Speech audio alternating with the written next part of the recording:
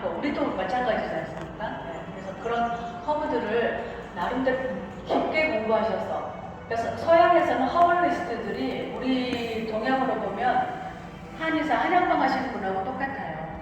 그 정도로 공부를 해야지만이 어떻게 이게 작동하는지 지금 여기 오셨으니까 아주 기본적인 그 상식 하나만 알려드릴게요. 우리가 허브하면 잠이 잘 온대, 허브차를 마시면 편안하대 이런 이야기 많이 들으셨죠? 네. 그런데 아주 대표적인 허브 라벤더, 직접 바깥에 라벤더 보고 오셨잖아요. 라벤더하고 로즈마리, 우리나라 사람들이 그 향을 가장 좋아한다는 그 로즈마리하고 두 개를 이렇게 비교해 봤을 때 두 가지는 서로 다른 작동을 해요. 그러니까 로즈마리는 신경을 안정시켜주는 그런 작용을 한다면 라벤더가 로즈마리는 각성을 시켜주거든요. 그래서 이것을 잘못 활용을 하면 저녁에 잠잘 때 잠이 잘 온대 하고 로즈마리 차를 마신다거나 로즈마리 오일을 활용하면은 오히려 역효과가 나겠죠. 그래서 허브는 공부를 좀 많이 하셔야 된다. 그리고 그 허브를 활용해서 치유 녹음하는 데는 효과가 있는 것이 특히 허브는 향기를 이용을 많이 하지 않습니까? 그러다 보니 사람들이 눈으로 볼 때 예쁜 꽃을 보고 찡그리거나 화를 내지는 않아요. 그래서 그 꽃으로도 좋지만 좋은 향기를 맡았을 때 다들 기분이 이렇게 쫙 풀리는 그런 역할을 하기 때문에 그런 치유 산업에 활용하기에는 아주 좋은 그런 조건을 가지고 있습니다. 그러나 어떻게 활용할 것인가는 굉장히 공부를 많이 하셔야 된다. 지금 여기 가공법 제가 처음에 32개가 여기 등재가 돼 있어요. 가공법제 하나. 저런 곳 중에서 현재 지금도 허브를 활용하고 있는 곳은 10개가 채 못 됩니다. 거기 살아남는 곳은 과거에 다른 가공으로 잘 되고 있는 곳이 이 허브를 접목했을 때 시너지 효과를 내서 플러스 알파가 된 것이지 처음에 보조사업, 지원사업 이거 받고 허브만을 가지고 해보겠다 해갖고 달려든 분들은 거의 지금 대부분 망했어요. 그래서 허브만 가지고 승부를 보기에는 좀 어려우시다. 이렇게 말씀드리고요. 또 제가 지금 이런저런 이야기를 말씀드리기보다는 혹시 궁금하신 것에 제가 일단 산속으로 들어가면 약간의 그늘이 지지요. 그래서 그 그늘에서도 잘 자라는 그런 작물들을 좀 선택을 해야 될 것 같은데 동양 쪽으로는 제가 또 관심 갖고 약초 연구회 같은 거 활동을 해봤을 때 배초향이 상당히 배초향. 배초향이 상당히 좀 그 매력이 있고요. 그 다음에 저희 성백리향, 백리향 같은 경우에 서양에서는 타임이라는 그런 허브가 있어요. 이게 방부제 역할도 많이 하고 해서 그런 걸 요리에 많이 쓰입니다. 사실은 허브가 많지 않기 때문에 인터넷 같은 데에서는 아주 소량도 비싸게 팔리기도 해요. 근데 그것만 가지고 소득을 올리기는 너무 어렵고요. 오신 분들한테 그것을 좀 풍족하게 가져가게 해드린다면 만족도가 굉장히 높을 겁니다. 그리고 그런 것들을 말려서 부직포 같은 데 넣어서 서랍장이나 또는 신발장 같은 데 이렇게 넣어놓는다거나 하면 방부 효과가 있기 때문에 좋거든요. 그런 것들을 안내해 드린다면은 이 선백향 같은 경우, 배추향 같은 경우는 이렇게 재배하는데 그렇게 어렵지는 않습니다. 이제 그런 것들 소개를 드리고 라벤더 같은 것은 많이 어려워요. 아주 대표적인 것은 라벤더라고 생각해서 많이 재배하시고 싶어요. 색깔도 예쁘고. 근데 라벤더의 종류도 굉장히 많습니다.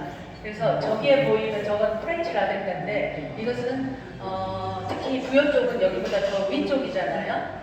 그래서 추천을 드리지 않습니다. 지금 저렇게 보이는 게 화분 속에 있는 이유가 있어요. 여기 심어놨을 때 겨울을 나지를 못해요.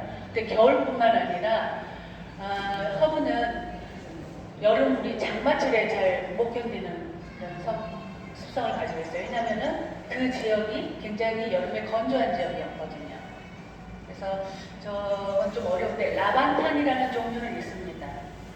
라반탄이라고 해서 야생으로 굉장히 생명력이 강한 라벤더 종류가 있기는 해요.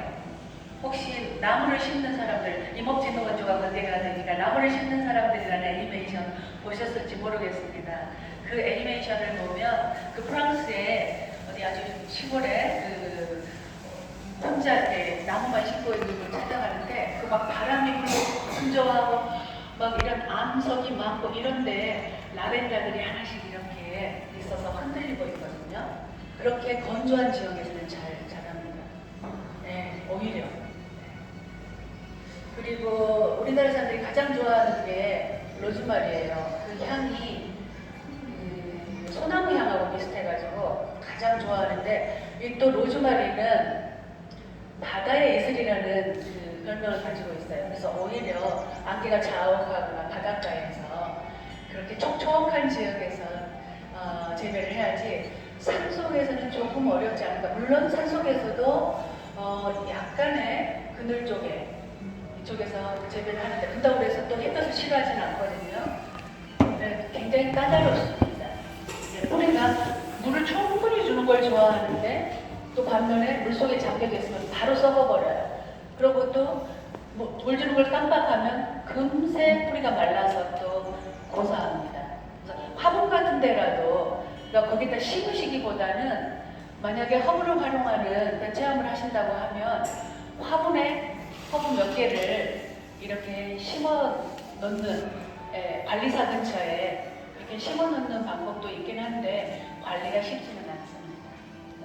그 성격이 다 달라요. 근데 아까 타임 같은 경우는 아주 관리가 쉬운 그런 허브 중에 하나입니다. 백초향은 이제 우리나라 허브인데 백초향도 그렇죠. 그리고 뭐 메리골드도 그렇고 모든 것들이 다 허브예요. 그리고 저는 이제 만약에 체험을 하신다 그러면 허브하고 향신료가 크게 보면 허브의 종류입니다. 그래서 향신료 쪽으로 접근해 보시는 것도 좋겠다. 예전에 후추 같은 거, 냉장고 같은 거 이런 거 없을 때 그렇게 서양 사람들이 고기 재워놓기 위해서 동양의 후추를 확보하려고 전쟁까지 못 벌리고 그런 적이 있지 않습니까? 후추값이 굉장히 높고요. 그래서 이런 향신료를 접근해 보는데 그래서 마늘도 허브입니다. 그래서 그런 것들을 적절하게 활용을 하셔가지고 스토리텔링 하셔가지고 그렇게 활용을 하시면 좋을 것 같습니다.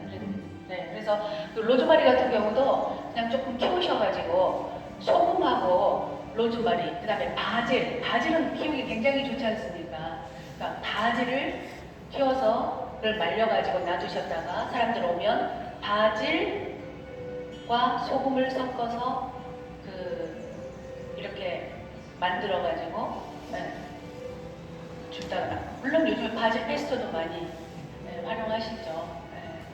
뭐 그런 거. 그다음에 로즈마리 소금 이 두 가지는 경쟁력이 있습니다.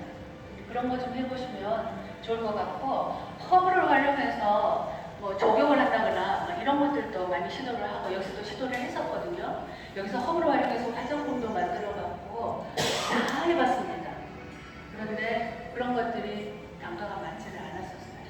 근데 조경 같은 거 소규모로 하실 때는 하실만 합니다. 대신 조경은 또 번거로워요.